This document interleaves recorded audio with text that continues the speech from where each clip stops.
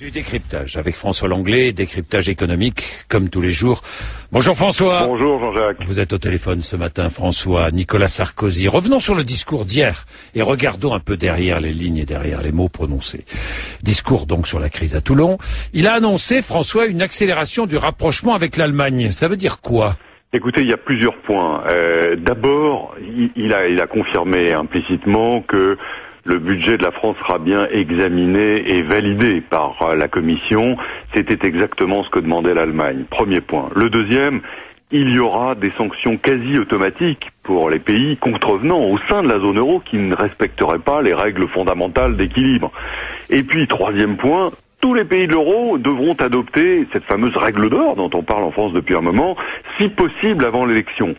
Nicolas Sarkozy a aussi annoncé quelque chose de différent qui concerne le fonctionnement de l'Union européenne. Il a dit on va augmenter le nombre de domaines dans lesquels on prend la décision à la majorité. Ça veut dire quoi ? Jusqu'ici, si vous voulez, par exemple en matière de fiscalité, les Européens décident à l'unanimité. C'est-à-dire qu'une décision, elle peut être bloquée par un seul pays s'il n'est pas d'accord. Désormais, demain, probablement, justement sur ces questions de fiscalité, on votera à la majorité. Ça permettra, par exemple, d'aller un peu plus vite, d'avancer. Oui, d'avancer. Et vous savez, on a souvent parlé du taux d'imposition sur les sociétés de l'Irlande.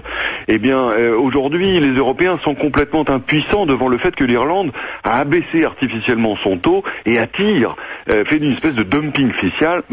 Demain, on aura probablement davantage de leviers. Et François, ça veut dire que l'Allemagne a obtenu ce qu'elle souhaitait ? Oui, à peu près tout. À peu près tout.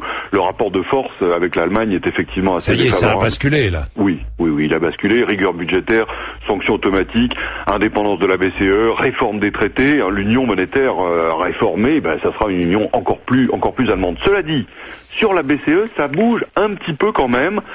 On a entendu hier Mario Draghi, le nouveau président, ne pas exclure une intervention de la banque une fois qu'on aura adopté justement tous ces dispositifs, comme si c'était un peu le couronnement d'un chemin.